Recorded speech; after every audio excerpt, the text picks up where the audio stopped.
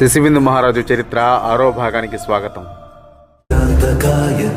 భజన భజమ భజసి భజవ భజయ భజ నమ శివాయ భజ భజ శ్రీయమాంతకాయ భజ రే మద గజాంతకాయ.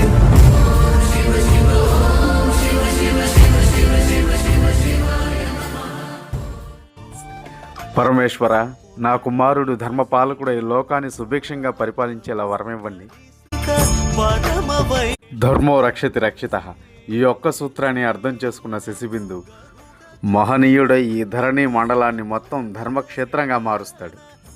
ఈ అఖిలాండ కోటి బ్రహ్మాండాలలో అఖండ ధర్మ జ్యోతులను ప్రజ్వలింపజేసే మహారాజు అవుతాడు అని శివపార్వతులిద్దరూ వరం ఇచ్చారు.